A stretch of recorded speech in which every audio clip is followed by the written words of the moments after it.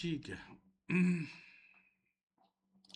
तो first of all मेरे पास जितने मॉडल्स हैं जो हमने सुपरवाइज्ड अनसुपरवाइज्ड रेनफोर्समेंट या डीप लर्निंग में आपको परफॉर्म करनी है,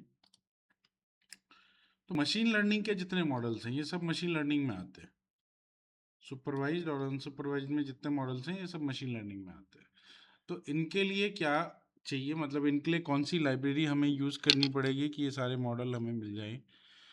तो इसके लिए एक लाइब्रेरी होती है मशीन लर्निंग के मॉडल की लाइब्रेरी, पाइथन लाइब्रेरी, जिसमें ये सारे मॉडल्स फंक्शन के फॉर्म में डिफाइंड है। ठीक है, लाइब्रेरी का नाम है साइकिट लर्न। साइकिट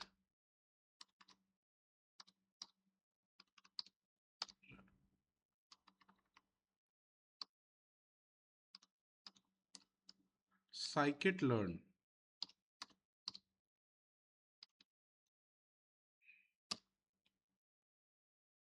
ठीक है, अब साइकिट लर्न में करना ये है कि हमें सबसे पहले साइकिट लर्न को इंस्टॉल करना पड़ेगा। आप CMD पे जाके पिप इंस्टॉल साइकिट लर्न कर सकते हैं, साइकिट हाइफन लर्न। ये आप इंस्टॉल करेंगे ये पैकेज, CMD पे जाओगे आप कमांड प्रॉम्प्ट पे, और ये लाइब्रेरी आपको इंस्टॉल करनी है।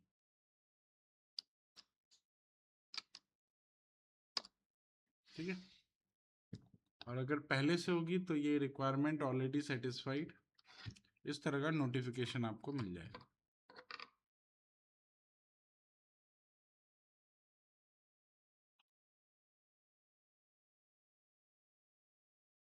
ठीक है, तो CMD पे जाके इंस्टॉल करो।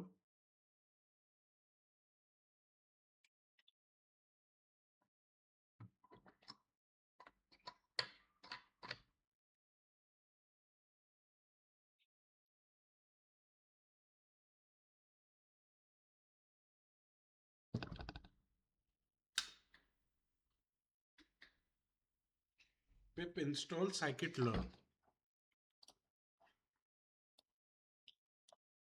ठीक है, इंस्टॉल हो गया। चलिए, open VS code now.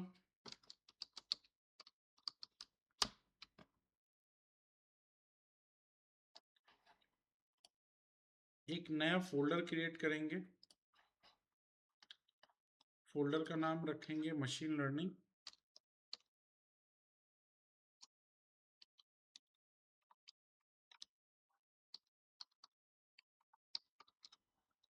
Four 30।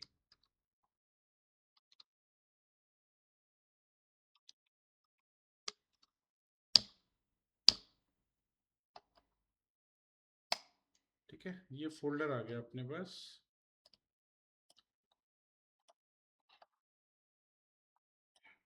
ठीक है, अब हमें मशीन लर्निंग के मॉडल को अप्लाई करने के लिए हमारे पास डेटा होना चाहिए।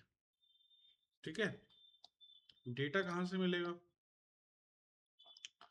तो डेटा के लिए आपको अलग अलग रिसोर्सेज होते हैं जहाँ से आप डेटा डाउनलोड कर सकते हैं या यूज कर सकते हैं। रिसोर्सेज में बहुत ही कॉमन रिसोर्स का नाम है कैगल। शायद आप लोगों ने सुनी हो कभी कैगल। ठीक है, कैगल जो है ये एक वेबसाइट है ना, जिसके ऊपर बहुत सारे डेटा सेट्स हैं, बहुत सारे सॉल्यूशंस भी रखे हैं मशीन लर्निंग के, डीप लर्निंग के, इनके सॉल्यूशंस भी हैं, कोड्स भी हैं। राइट, सो अभी आप डेटा सेट के लिए अगर यूज कर रहे हो तो आप यहाँ पे कैगल पे जाएंगे और यहाँ पे आपको डेटा सेट का ऑप्शन मिलेगा। डेटा सेट जो है आप यहाँ पे सर्च कर सकते हो। जैसे मैंने बोला मेरे को जो है क्लासिफिकेशन का डेटा सेट चाहिए मशीन लर्निंग के लिए। Classification data set for machine learning, search करो। साइन अप पूछ रहा तो पहले साइन अप कर लेना।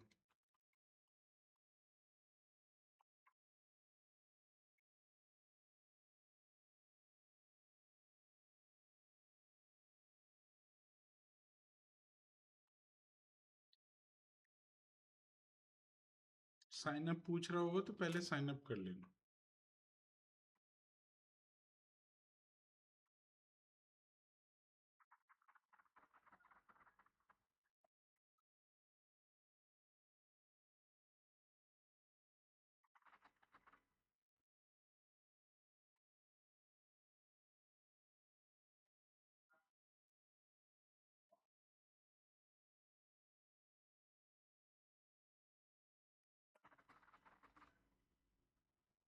हो गया।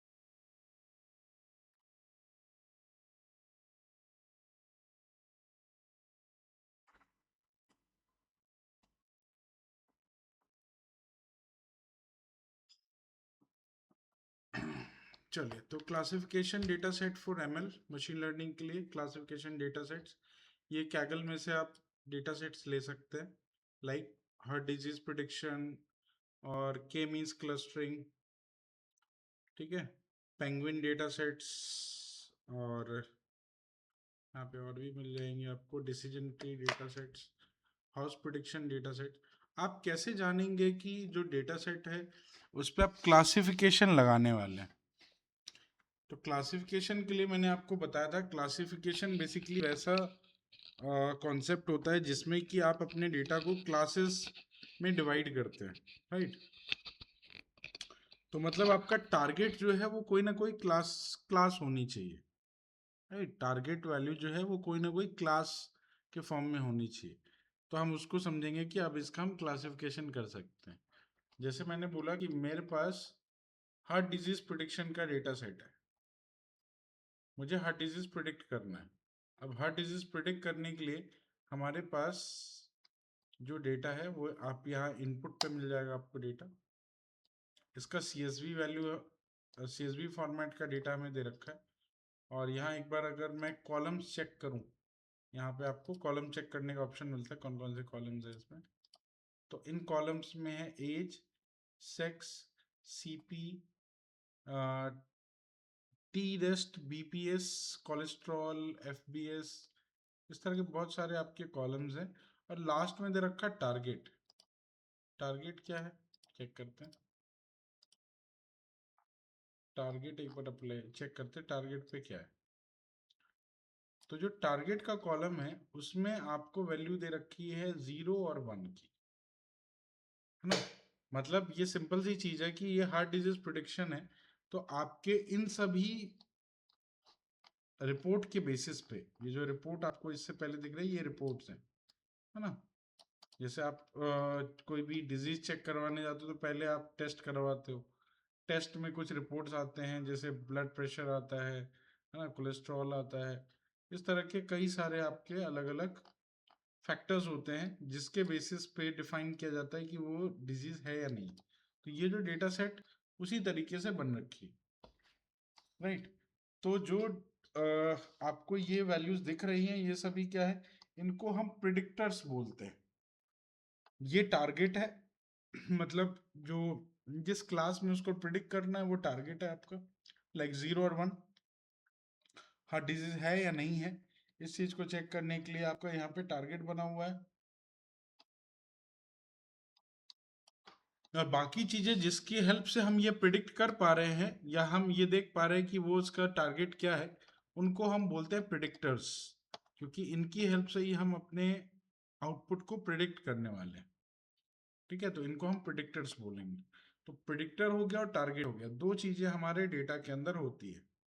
हम जो डेटा यूज करने वाले हैं उसमें प्रिडिक्टर्स हैं और टारगेट है, ठीक है।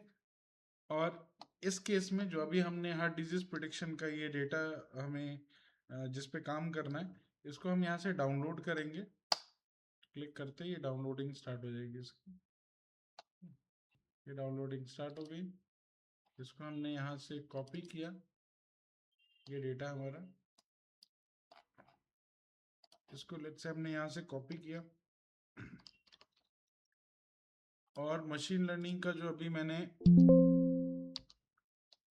ये बनाया था फोल्डर, इस फोल्डर में जाना है। यहाँ पे एक डेटा सेट के नाम से एक फोल्डर बनाना है, डेटा सेट।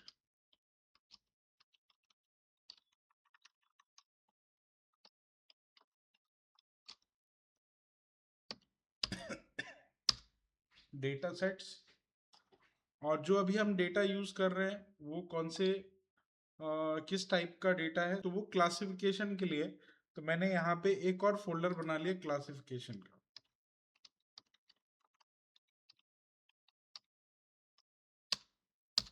और अपना डेटा यहाँ पे रख दिया। ठीक है, तो अभी जो हमारा स्ट्रक्चर है फोल्डर का वो कुछ ऐसा है। ठीक है, तो ये हमारा मशीन लर्निंग 430 WD बैच का ये फोल्डर है। इसके अंदर गए तो हमें मिल गया डेटा सेट फोल्डर, जिसके अंदर गए तो वापस हमें मिल गया क्लासिफिकेशन फोल्डर, और इसके अंदर गए तो फिर हमें मिल गया क्लासिफिकेशन का डेटा। इस तरीके से हमने अपना डेटा रखना है। ठीक है, एक बार डाउनलोड करके इस तरह से रख लो।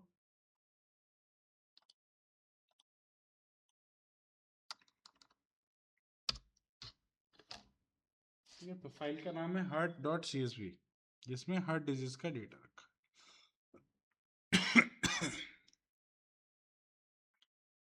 तो जिस डेटा सेट के साथ हमें काम करना है उस टाइप का डेटा सेट हम लोग यहाँ पे स्टोर करके रख लेते हैं।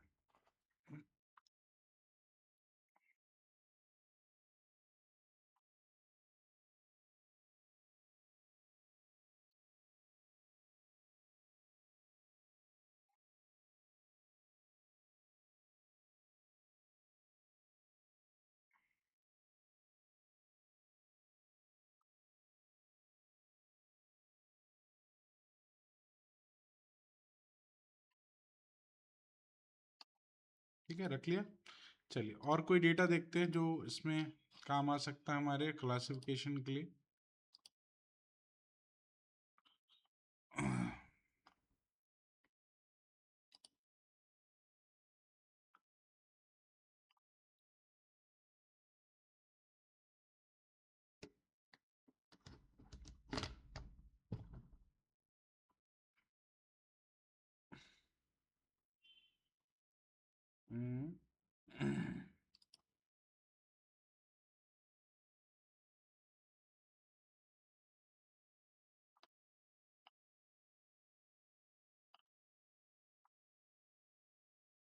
ये कर सकते हैं लोन एलिजिबिलिटी प्रिडिक्शन।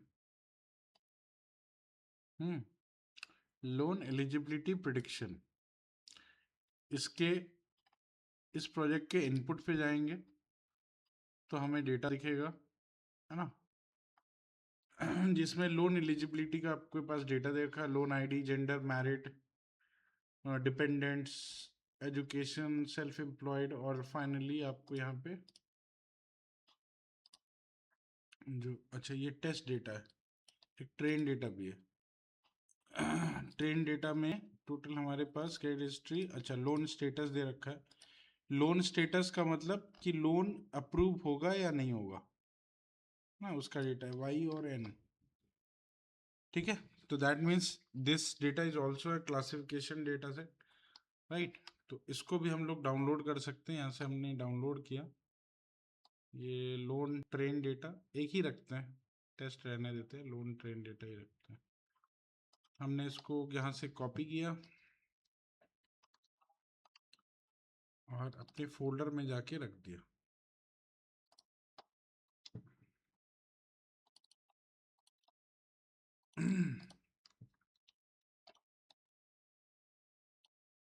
ठीक है, इसका नाम हमने रीनेम करके रखा है लोन।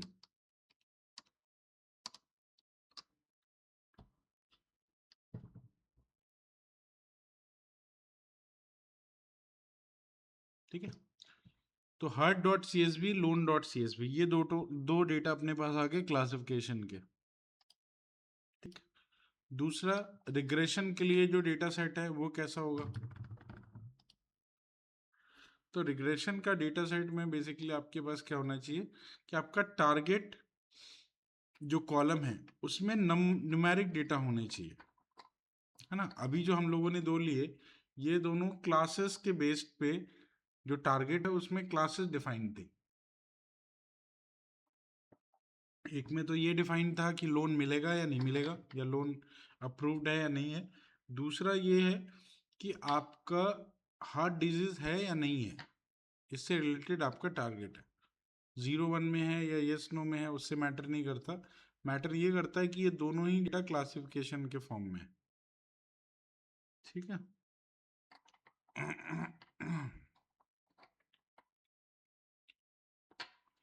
एक और है ये, predict diabetes from medical records. ये भी आप कर सकते हैं डायबिटीज के लिए।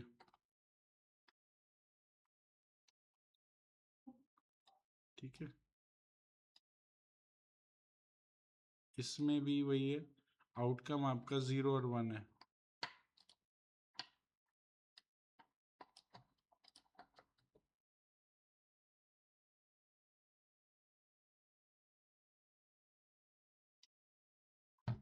इसको भी आप डाउनलोड कर सकते हैं, diabetes.csv को। वो मेरे पास होगा ऑलरेडी, आप यहाँ से डाउनलोड कर लेना।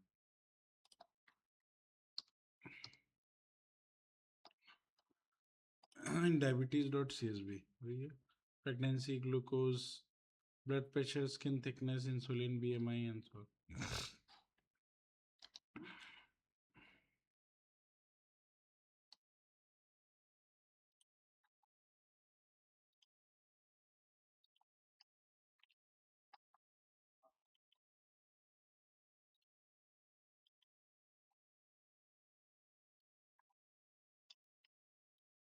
ठीक है। तो डेटा के अकॉर्डिंग हमने ये समझ लिया कि इन तीनों में हमें क्लासिफिकेशन चलानी है ना। हम अपने टारगेट को देख के समझ गए कि हमें इन पे क्लासिफिकेशन मॉडल को रन करना है। ठीक है। तो पहले तो डेटा से ही आपको समझना होगा कि जो डेटा है उसमें से क्या प्रिडिक्ट करना है और वो किस तरह का कॉन्सेप्ट है। तो क्या वो क्लासिफिकेशन है, रिग्रेशन है, या क्लस्टरिंग है, क्योंकि उसी टाइप के मॉडल फिर आप उसके ऊपर अप्लाई करेंगे। ठीक है।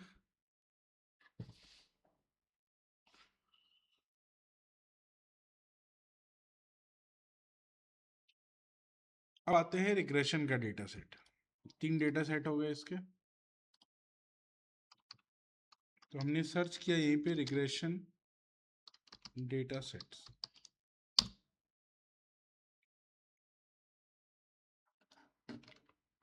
तो इसमें इसको एक बार देखते हैं, इसमें क्या है। Data set for regression analysis, data नहीं है इसके पास लगता है।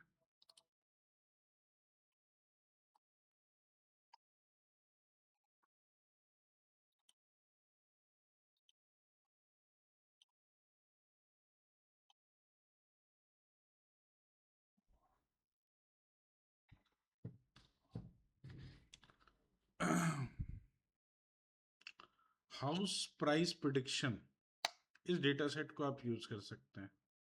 हाउस प्राइस प्रिडिक्शन, इसमें CSV फाइल है। हाँ।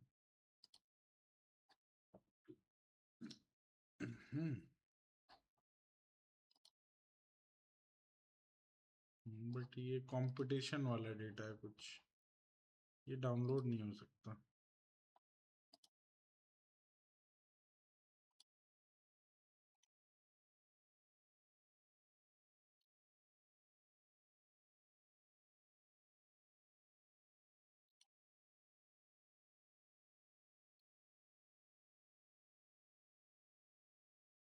ये डाउनलोड नहीं हो रहा।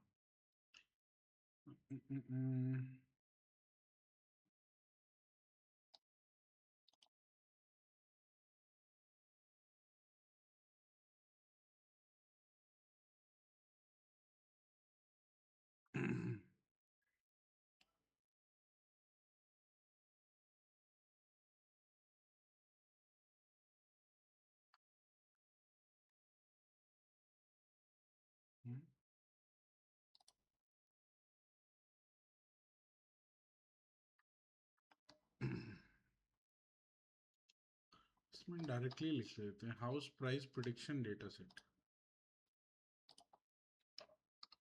हाउस प्राइस प्रिडिक्शन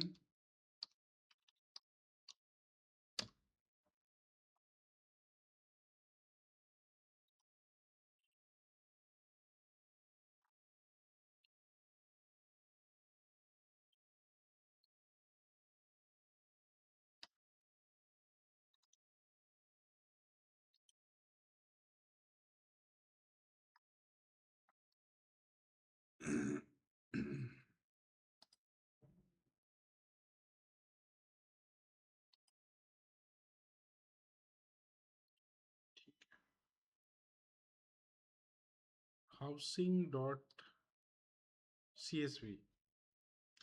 ये जो फाइल है इसमें प्राइस दे रखा है, एरिया दे रखा है, बेडरूम्स दे रखे हैं, बाथरूम दे रखे हैं, स्टोरीज दे रखे हैं, main road, guest room, basement, hot water heating, air conditioning. ठीक है, और इसके बेसिस पे प्राइसेस। ये आपका टारगेट कॉलम है, प्राइस जो है यहाँ पे टारगेट कॉलम है। इसको डाउनलोड करेंगे। हाउस प्राइस प्रिडिक्शन कौन सा वाला किया मैंने?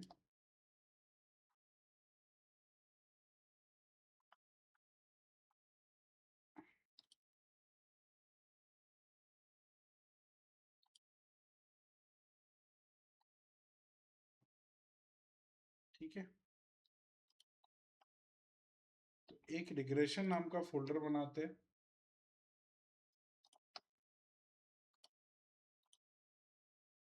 एक रिग्रेशन नाम का फोल्डर बनाते हैं।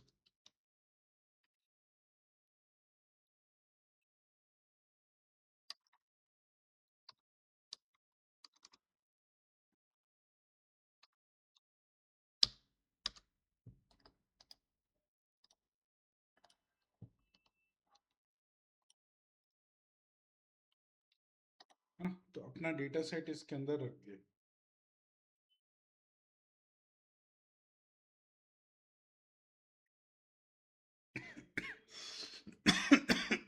ठीक है, क्लियर हुआ? और भी रिग्रेशन के डेटा सेट्स हम लोग रख सकते हैं।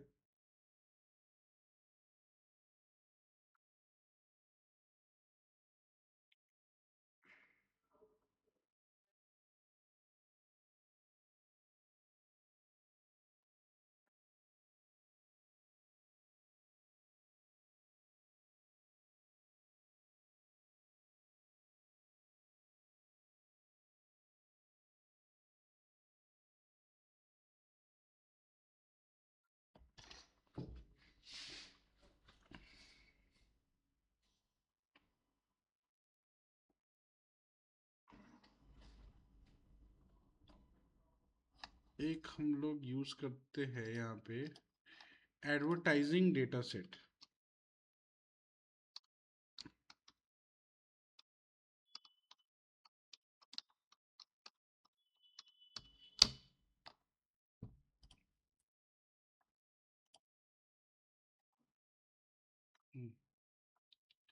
इसमें क्या है, इसमें आपके पास दे रखा है कि मान लो कोई प्रोडक्ट है, उसको एडवर्टाइज करने में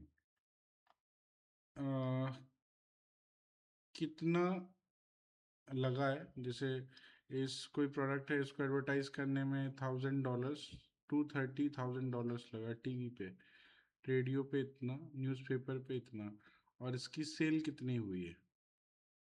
ठीक है, तो हमको ये प्रिडिक्ट करना है कि अगर हमने अपने किसी प्रोडक्ट को एडवर्टाइज करने में इतने पैसे लगाए हैं, तो वो प्रोबेबली कितना हमें सेल्स दे सकती है। ये सेल्स मिलियन में है। ठीक है, तो इसको आप advertising.csv को डाउनलोड इसमें हमारा टारगेट कॉलम है सेल्स।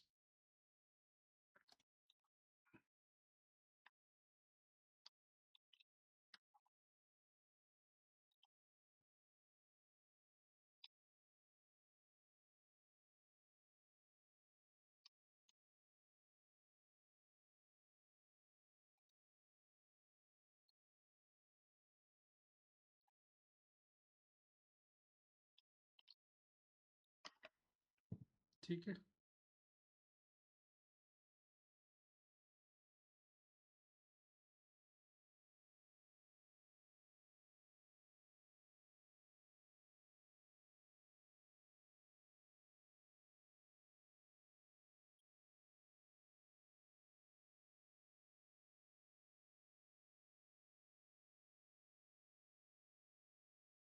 ठीक है। एक और हम लोग डेटा यहाँ से लेते हैं, ऑटो एमपीजी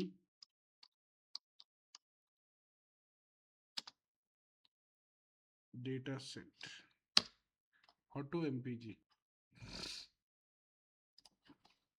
इसमें क्या है, चलिए चेक करते हैं। डेटा सोर्स अटैच नहीं है इसमें। Okay,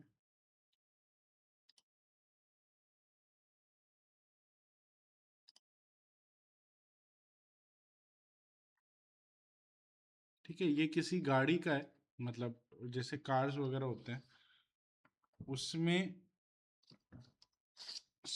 total number of cylinder कितने हैं, टोटल माइलेज पर गैलन बोलते हैं। एमपीजी का मतलब होता है माइलेज पर गैलन, ठीक है। तो मतलब जो माइल्स पर गैलन, सॉरी, इसका जो होता है माइल्स पर गैलन होता है कि एक गैलन में, एक गैलन मतलब जो ऑयल होता है, उस ऑयल से वो कितना माइल्स चल सकती है ना। मान लो 1 लीटर में कितने, जैसे माइलेज निकालते हैं, एवरेज निकालते हैं, जिससे आप अपने गाड़ी की इफिशियंसी चेक करते हैं, ठीक है। अगर आपके cylinder displacement, horse power, weight, acceleration, ये सब कुछ अगर चेक कर लिया जाए, देखा जाए, तो इसके बेसिस पे आपका गाड़ी का एफिशिएंसी कितना होगा, ठीक है। कार का नाम भी दे रखा है यहाँ पे, और उसके बेसिस पे उसके एमपीजी दे रखे हैं, है ना, माइल्स पर गैलन, जो कि आपको इसकी एफिशिएंसी बताएगा, राइट। कि ये इन सब के हिसाब से अगर देखा जाए, सिलेंडर्स कितने हैं इसके, है ना, डिस्प्लेसमेंट कितना है, हॉर्स पावर, वेट, एक्सलेशन, और क्या क्या है, मॉडल ईयर कौन सा है, ओरिजिन, और कार्ड नेम क्या है, ठीक है। तो इससे इसकी एफिशिएंसी हमें बताने के लिए, एफिशिएंसी को समझने के लिए हम लोग ये डेटा यूज कर सकते हैं। तो इसको भी आप यहाँ से डाउनलोड कर लीजिए, ऑटो एमपीजी।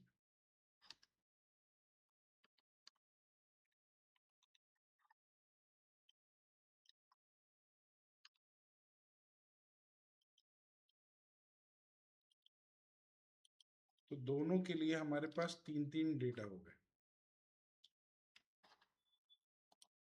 क्लासिफिकेशन में भी 3 डेटा है, रिग्रेशन में भी 3 डेटा है। तो नाउ यू कैन अंडरस्टैंड कि कब रिग्रेशन लगाना है और कब क्लासिफिकेशन मॉडल अप्लाई करनी है। हाँ, डेटा को समझने के लिए हमें टारगेट समझना होता है पहले, हमारा टारगेट क्या है। तो अगर हमारा टारगेट कोई नंबर है, न्यूमेरिक सीक्वेंस है, तो हम लोग यूज़ करेंगे रिग्रेशन। और अगर कोई हमारे टारगेट में क्लासेस आती हैं, तो उनको हम बोलते हैं क्लासिफिकेशन, ठीक है।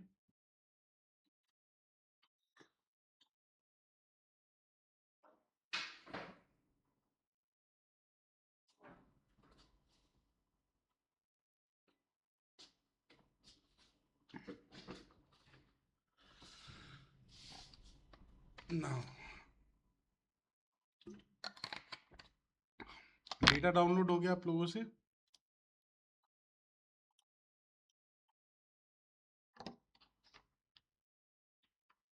डेटा डाउनलोड हो गया।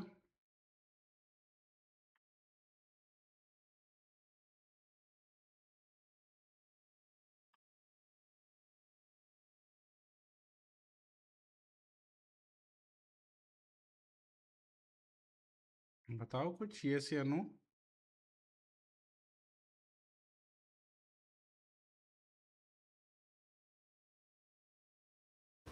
सर ये रिग्रेशन वाला अगर भेज देते आप तो। मिला नहीं। नो सर, वो एग्जैक्ट नहीं मिल पा रहा है ना।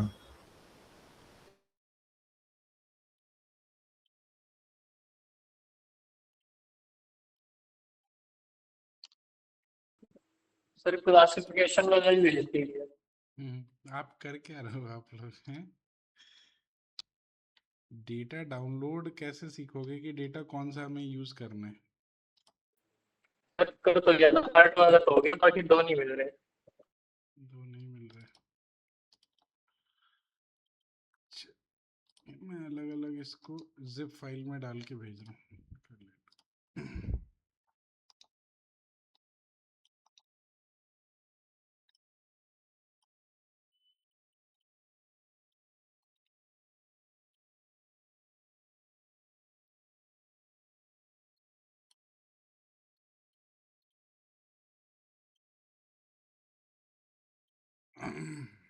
ठीक है, भेज दिया, इसको रख लो।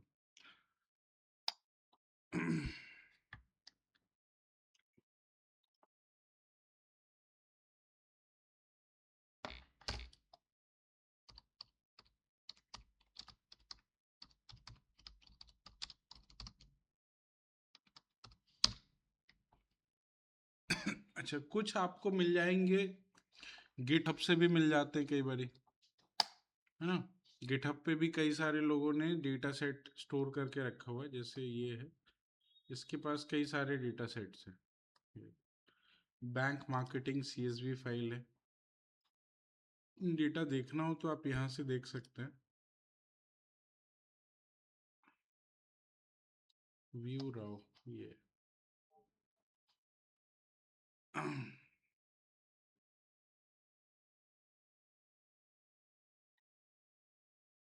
ठीक है। Bank marketing data set, breast cancer data set, ये ब्रेस्ट कैंसर डेटा सेट है। ये क्लासिफिकेशन के लिए आप यूज कर सकते हैं। डीएनए इक्वालिटी कुछ ऐसा है, इसमें तो कॉलम ही बहुत सारे हैं। ठीक है। Dry bean data set, dry bean data set, इसमें कुछ है। energies.csv, इसमें डे और एनर्जी मीडियन ऐसा कुछ दे रखा है। हर्ट जो भी हमने किया वो तो हमें मिल ही गया आई थिंक। मॉल कस्टमर्स, जिसमें जेंडर है, एज है, एनुअल इनकम है, स्पेंडिंग स्कोर्स,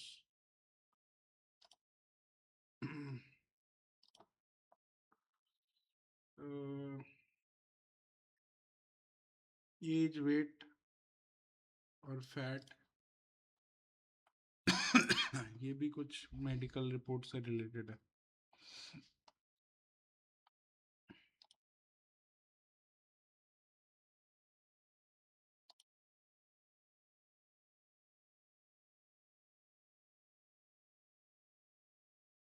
मोर्टेलिटी वेदर,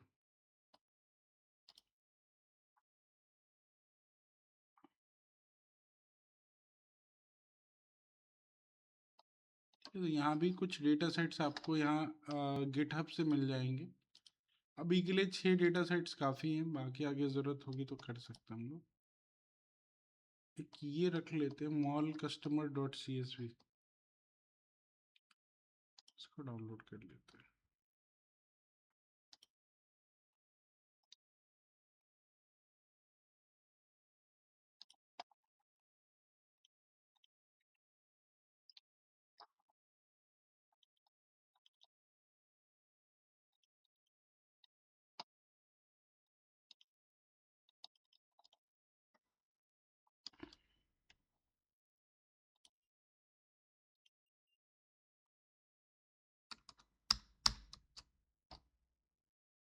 इसको रिग्रेशन में रखना।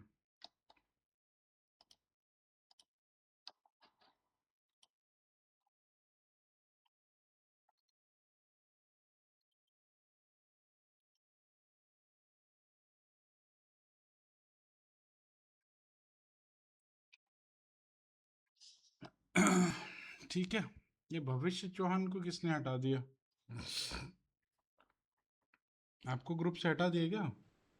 सर पता नहीं मैम ने क्यों रिमूव करा, मैंने मैम को फिर से मैसेज डाला था। अच्छा,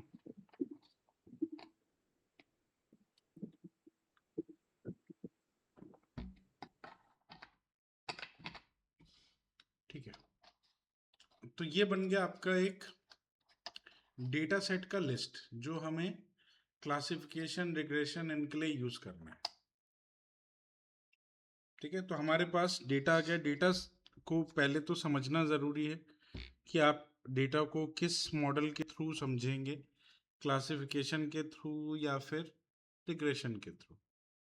ठीक है, तो उसके लिए आपको उसका टारगेट कॉलम चेक करना है, टारगेट में क्या है, हमें क्या समझना है और क्या प्रिडिक्ट करना है ना। तो इसके लिए टारगेट जो होता है उस टारगेट को ही देखना होता है। टारगेट अगर हमारी कोई क्लास होती है या किसी टेक्स्ट के फॉर्म में होता है तो उसको हम लोग क्लासिफिकेशन मॉडल से समझते हैं।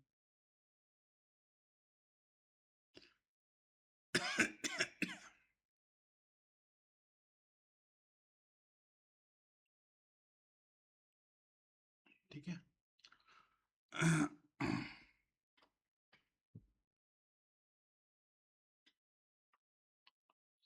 ओके, अब आते हैं नेक्स्ट। एक हम लोग यहाँ पे फाइल बनाते हैं, पाइथन फाइल, और पाइथन फाइल का नाम रखते हैं प्री प्रोसेसिंग। मशीन लर्निंग के मॉडल को यूज करने से पहले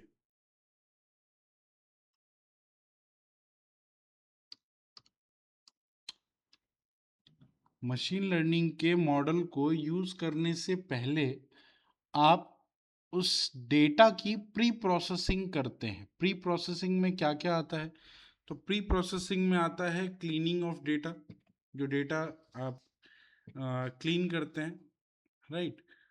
डेटा में कुछ फॉर्मेटिंग लगाते हैं, तो इनको हम प्री प्रोसेसिंग बोलते हैं। कब कौन से डेटा पे क्या? Pre processing data set .py।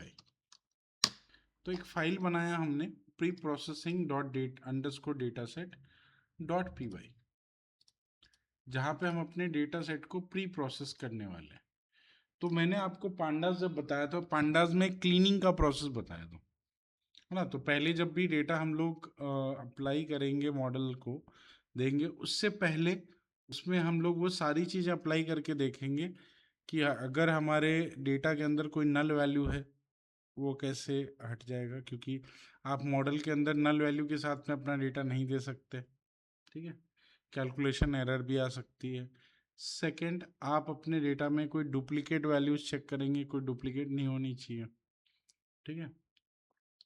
तीसरा, हर एक डेटा की फॉर्मेटिंग क्लियर होनी चाहिए, है ना, जो जिस फॉर्मेट का उसी फॉर्मेट में उसको यूज़ करना है।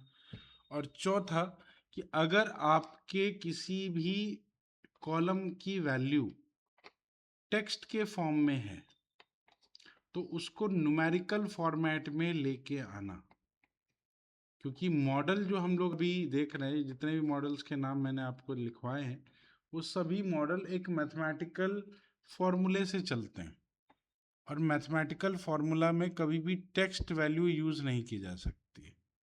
इसीलिए आपको हर एक वैल्यू को न्यूमेरिक फॉर्मेट में कन्वर्ट करना होगा, अदरवाइज आप कोई भी मॉडल रन नहीं कर सकते। ठीक है, तो सबसे पहली कंडीशन यही, जितने डेटा सेट्स हम लोग यूज़ कर रहे हैं यहाँ पे, या जितने डेटा सेट्स हमें मिले, हर डेटा सेट को हमें देखना होगा कि क्या उसमें कोई न्यूमेरिकल वैल्यू है, या फिर जितने प्रिडिक्टर्स हैं क्या वो न्यूमेरिकल हैं या नहीं। जैसे डायबिटीज़ है, डायबिटीज़ में आप देखोगे हर एक कॉलम का जो वैल्यू है वो नंबर्स के फॉर्म में। So there is nothing you can do, आपको कुछ भी नहीं करना है। आपको डायरेक्टली ये मॉडल में आप इसको दे सकते हैं, हाँ, बस नल वैल्यू वगैरह चेक कर लेनी है, नल वैल्यू नहीं है और डुप्लीकेट डेटा तो नहीं है, ये सब चेक कर सकते हैं। अगर किसी आउटलायर को हटाना है तो आप आउटलायर भी चेक कर सकते हैं, किसी कॉलम का आउटलायर अगर रिमूव करना हो तो आप तो आउटलायर भी रिमूव कर सकते हैं। आउटलायर रिमूव करने की टेक्निक मैंने आपको ऑलरेडी बताई थी। ठीक है, IRQ method, IQR method, inter quantile range method, जिसके थ्रू आप अपने डेटा के आउटलायर्स को रिमूव कर सकते हैं। तो किस कॉलम का आउटलायर आपको हटाना है, उसके लिए आप इंटर क्वांटाइल रेंज IQR का यूज़ करेंगे। सेकेंड, hut.csv, इसमें देखते हैं, इसमें भी सारे जो डेटा है वो नंबर के फॉर्म में ही है, कोई दिक्कत नहीं है।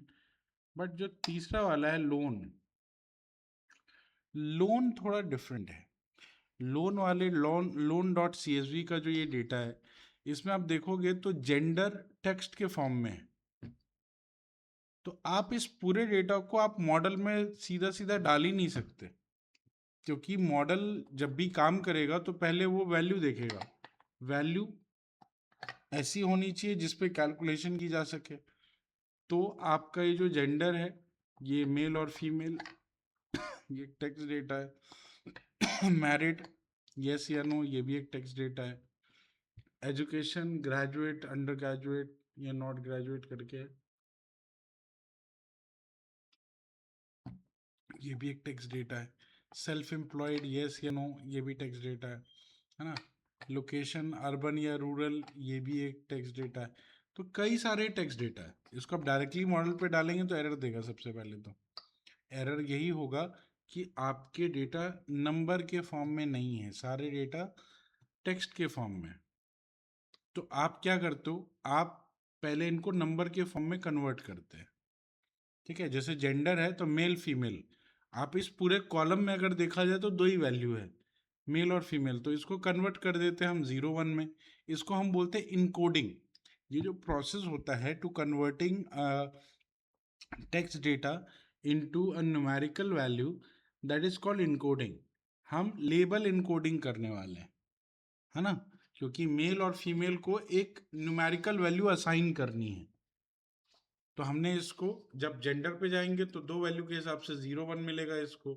अगर मैरिड पे जाएंगे तो यस और नो है, तो यस और नो में भी आपको 0 और 1 ही मिलेगा। डिपेंडेंट्स तो है ही नहीं इसमें। एजुकेशन की बात करें तो मान लो आपके पास graduate, not graduate, post graduate, ऐसा कुछ ऑप्शन है। तो आपको अगर इसमें 3 वैल्यूज हैं, है ना, ग्रेजुएट, नॉट ग्रेजुएट और पोस्ट ग्रेजुएट, तो वो आपको वैल्यू दे सकता है 0 1 और 2, है ना। तो आपको हर एक कॉलम को एक न्यूमेरिकल लेवल से कन्वर्ट करना है। वैल्यू वही रहेगी, हमारा रिप्रेजेंटेशन चेंज हो जाएगा। हम उसको अब टेक्स्ट के फॉर्म में रिप्रेजेंट नहीं करेंगे, हम उसको अब एक न्यूमेरिकल वैल्यू में रिप्रेजेंट करेंगे। क्यों? क्योंकि जो जिस मॉडल पे आप उसको अप्लाई करने वाले हैं, वो मॉडल पूरी तरह से न्यूमेरिकल डेटा पे काम करती है। ठीक है, इसीलिए मॉडल में जब भी हम कोई डेटा देते हैं मशीन को लर्न करने के लिए, तो आप मेक श्योर ये करते हैं कि आपके पास जितने भी कॉलम्स हैं उन सभी का टाइप इंटीजर या फ्लोट में होना चाहिए, है ना। It should not be a text type और ऑब्जेक्ट टाइप। ऑब्जेक्ट टाइप का या टेक्स्ट टाइप का नहीं होना चाहिए। ठीक है, बात समझ आई?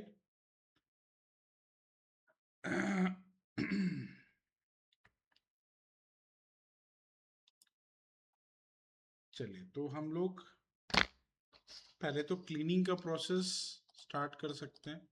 हमने यहाँ पे किया import pandas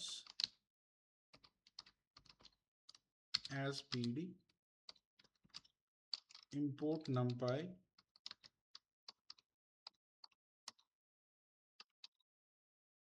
as np, import matplotlib as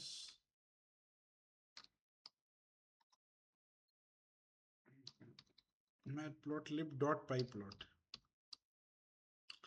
as plt,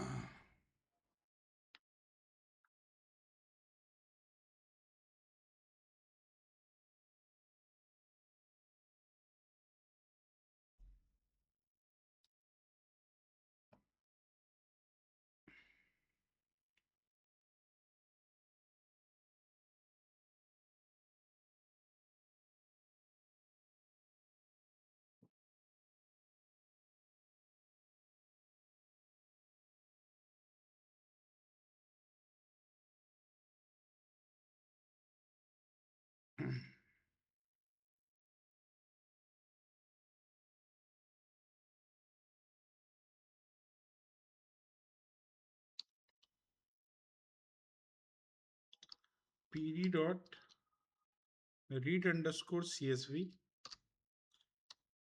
जो डेटा सेट अभी हमने स्टोर किया है उस डेटा सेट को एक बार रीड करते हैं।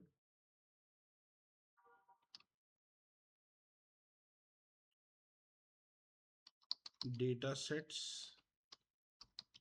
स्लैश क्लासिफिकेशन का है तो क्लासिफिकेशन पे जाएंगे,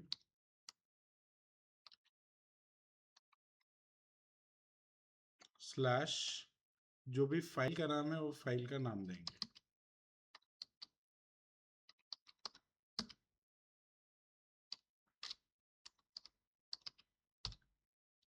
डेटा हमने रीड किया और यहाँ पे हमें स्टोर कर दिया, प्रिंट कराया हमने अपने डेटा को और रन करके देखा है।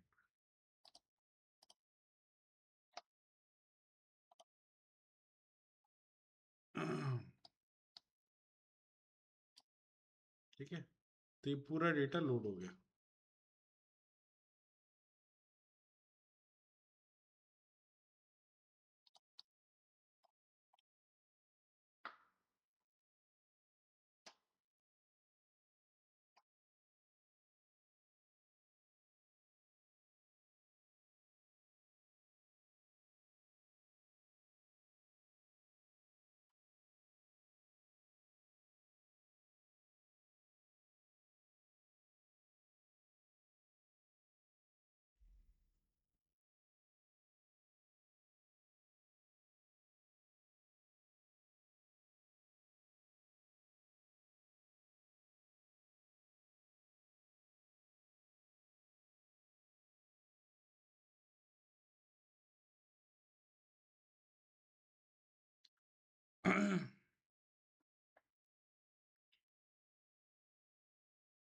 ठीक है, अब इसमें से आपको देखना है कि आपके डेटा में कितने नल वैल्यूज हैं, क्या है।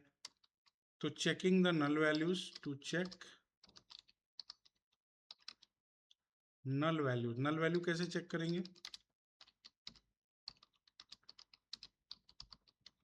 जो डेटा सेट है इसमें नल वैल्यू कैसे चेक करेंगे?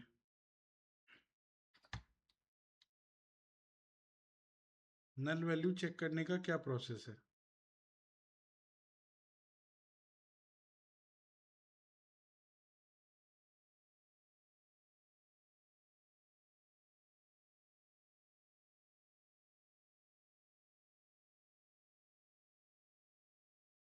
नल वैल्यू चेक करने का क्या प्रोसेस है?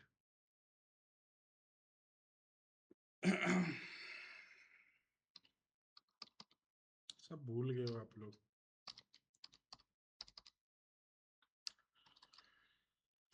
भैया पहले स्टैटिस्टिक्स पढ़ो आप लोग। स्टैटिस्टिक्स नहीं पढ़ोगे मशीन लर्निंग में समझ में कुछ नहीं आएगा।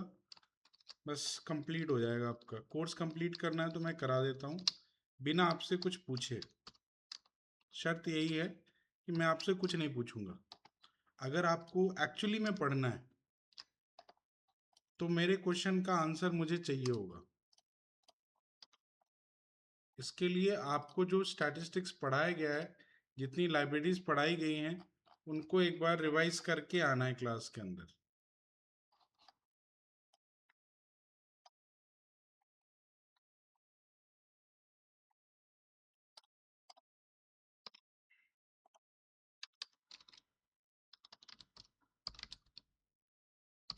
अगर स्टैटिस्टिक्स समझ नहीं आया तो क्लासेस दोबारा लीजिए, मैं मशीन लर्निंग बाद में कराऊंगा।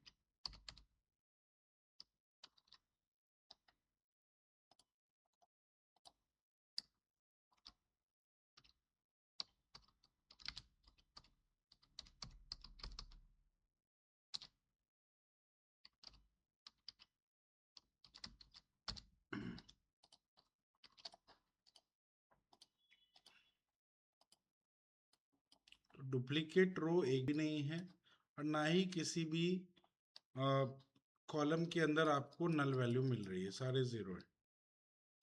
इसको चेक करके देख लो और रिवाइज करके आया करो पांडास, नंपाई, मैटप्लॉटलिब, ये सभी कुछ जो हमने पास्ट में पढ़े हैं। अगर वो एक भी चीज क्लियर नहीं हुआ तो प्रॉब्लम आने वाली है। कोर्स कहने को आपका कंप्लीट हो जाएगा, समझ में कुछ नहीं आएगा।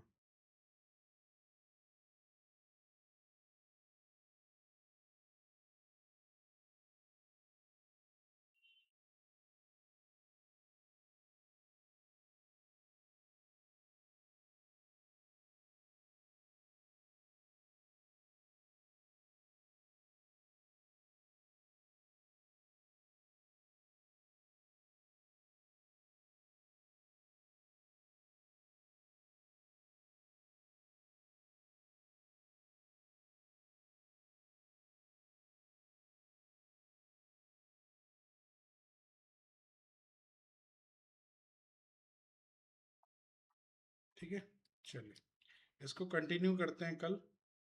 फाइल सेव करके रख लो।